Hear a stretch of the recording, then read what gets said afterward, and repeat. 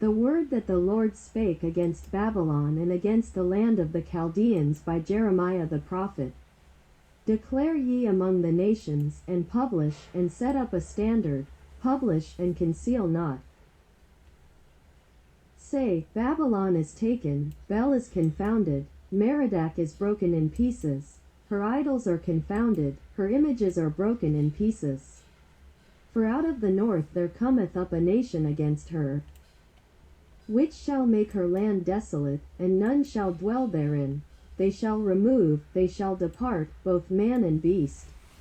In those days and in that time, saith the Lord, the children of Israel shall come, they and the children of Judah together, going and weeping. They shall go, and seek the Lord their God. They shall ask the way to Zion with their faces thitherward, saying, Come, and let us join ourselves to the Lord in a perpetual covenant that shall not be forgotten. My people hath been lost sheep, their shepherds have caused them to go astray. They have turned them away on the mountains, they have gone from mountain to hill, they have forgotten their resting place. All that found them have devoured them, and their adversaries said, We offend not, because they have sinned against the Lord, the habitation of justice, even the Lord, the hope of their fathers. Remove out of the midst of Babylon, and go forth out of the land of the Chaldeans, and be as the he-goats before the flocks. For, lo, I will raise and cause to come up against Babylon an assembly of great nations from the north country. And they shall set themselves in array against her. From thence she shall be taken. Their arrows shall be as of a mighty expert man. None shall return in vain. And Chaldea shall be a spoil. All that spoil her shall be satisfied, saith the Lord. Because ye were glad, because ye rejoiced, O ye destroyers of mine heritage, because ye are grown fat as the heifer at grass, and bellow as bulls, your mother shall be sore confounded, she that bare you shall be ashamed. Behold, the hindermost of the nations shall be a wilderness, a dry land, and a desert. Because of the wrath of the Lord it shall not be inhabited, but it shall be wholly desolate. Every one that goeth by Babylon shall be astonished, and hiss at all her plagues. Put yourselves in array against Babylon round about.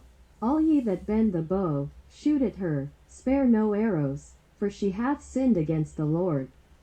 Shout against her round about. She hath given her hand, her foundations are fallen, her walls are thrown down, for it is the vengeance of the Lord.